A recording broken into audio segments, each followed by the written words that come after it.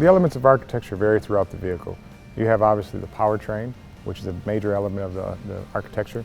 You have the suspension system. You have even the HVAC system. One of the more intricate elements that we have right now is the electrical architecture. And so as we look to take on some of these new advanced systems like night vision, the large displays, the cluster, the heads-up display, some of the autonomy features, the advanced safety and technology, the old system wouldn't be able to do that. What we have going on in the new Grand Cherokee is the new Atlantis architecture.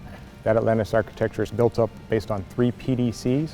The current Grand Cherokee only has 1. Those are power distribution units that are placed strategically throughout the vehicle, one in the engine box, one in the mid compartment, and one in the rear of the vehicle. And what that does is basically act as a meshed network that allows the system to operate extremely fast and have seamless communication, so we can take advantage of some of these systems such as the Uconnect 5.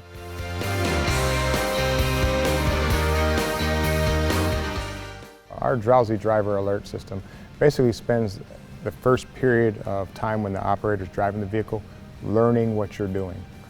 It's basically learning what your driving patterns are. If it sees gross deviations from those patterns, it basically then goes to an alert mode. And that alert mode then displays a coffee cup and says, hey, you have the potential of being distracted, and then it assists you in correcting. Night vision, of another very interesting system. That system really consists of an ECU, an electronic control unit, and a camera placed at the front of the vehicle. And that camera basically goes out and takes imagery and basically translates it into heat signatures. If the vehicle senses that obstacle or person or animal is in front of the car, it will identify them as red and put a red box around them. If that person is in proximity to become a potential threat to your path, it will basically put a yellow box around you. Passenger comfort. Well, first and foremost, we think about spaciousness. So we brought in the third row.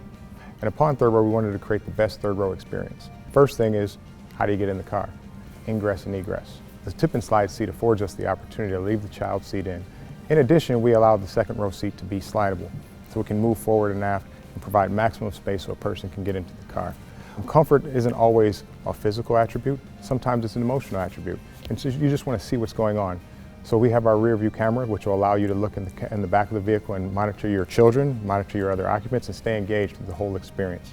When you look at the second row also, when you contrast that to a WK, there is actually an extra 2 inches of foot room, in addition to that seat being adjustable. So a lot of attention was paid from the second row back to make sure it's the most awesome experience a person would have.